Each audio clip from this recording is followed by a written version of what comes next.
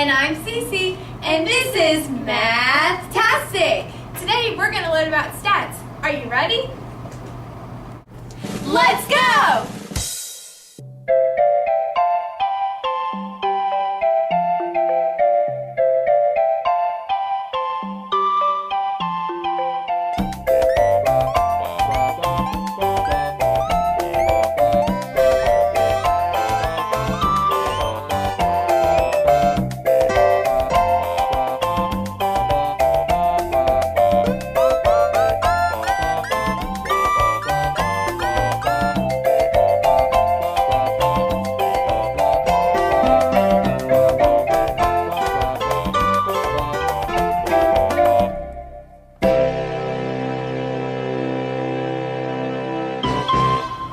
Let's start off with some definitions.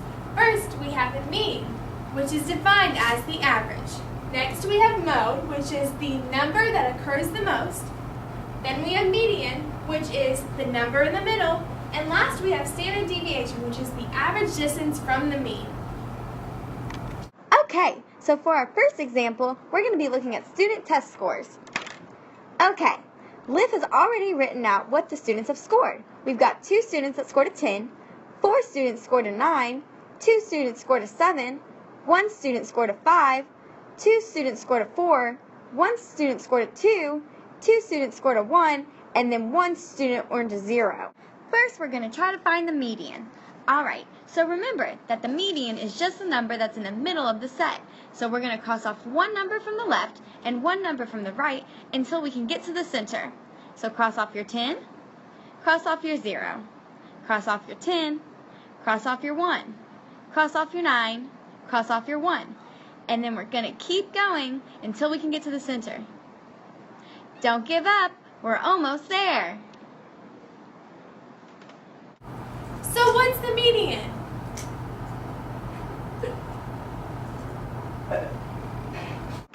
That's right, the median is 7. Alright, now we're going to find the mode. To organize ourselves first, we're going to write the scores that all the students got and the quantity of students that scored this.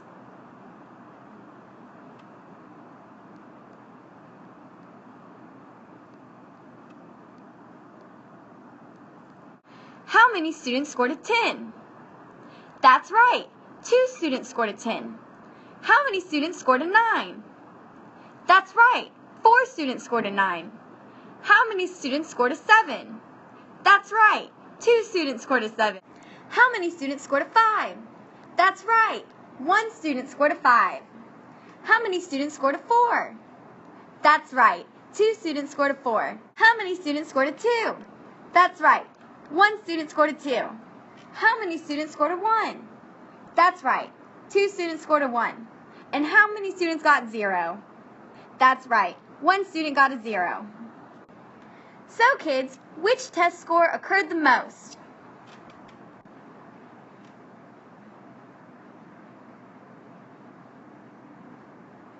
That's right, 9 is the most abundant score.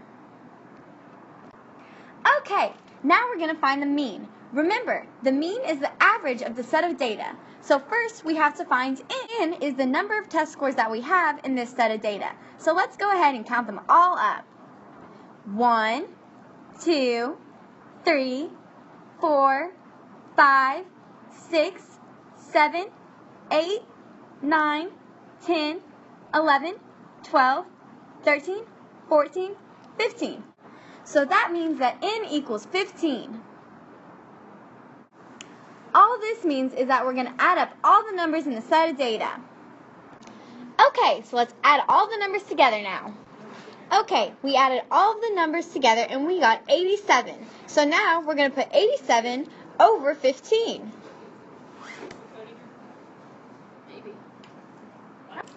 This reduces to 29 over 5, which can be rounded to 5.8.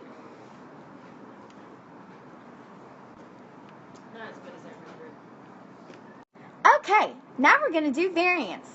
To help with variance, we've already made a chart for y'all. In the first column, we put all the scores of each of the students. In the second column, we put the amount of students that scored that score. In the third column, we subtracted the average from the score and then multiplied it by the students that received that score. In the fourth column, we squared the answer that we got in the previous column.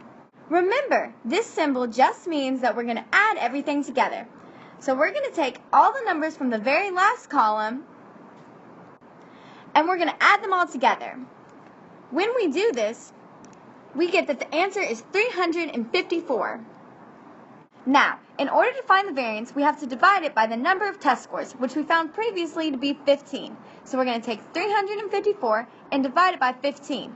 That gives us 23.6. Next, we're going to find the standard deviation. The standard deviation is actually really easy. All we're going to do is take the variance, which we found in the last problem, and take the square root of it. So we're going to take 23.6 and square root it. Now try to do that in your head real quick. You experts should have no trouble figuring out standard deviation.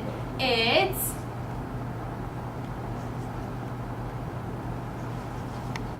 I'm just kidding. You need a calculator for that, silly. The answer is 4.858, because remember, we always round to 3 decimal places. For our next example, we're going to be looking at the amount of points scored by one basketball player for the last 10 games. 5, 4, 6, 3, 8, 10, 2, 11, 7, and 14. Those are the scores of the last 10 games. Therefore, n equals 10. So first we're going to find the median again. We're going to put all of the numbers into order.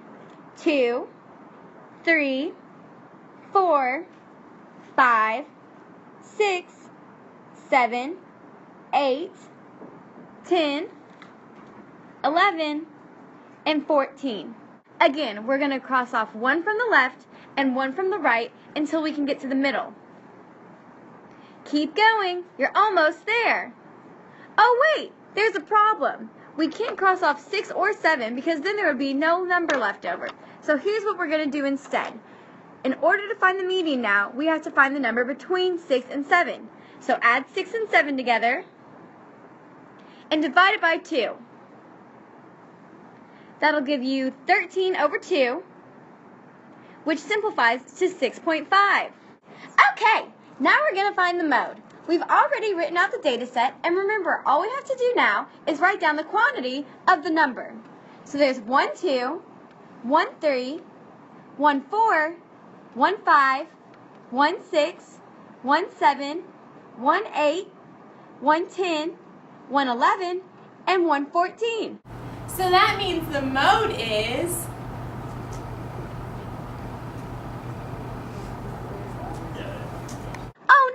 we have a problem. There's no number that occurs more than once. So what does that mean? That's right. It means there is no mode. The mode does not exist. Okay, now we're going to find the mean. Remember that the mean is just the average. So we're going to add up all of the x values that we had on the previous slide, and that'll come out to 70. And we're going to put that over the number of games played, which is 10. So what's that going to come out to be?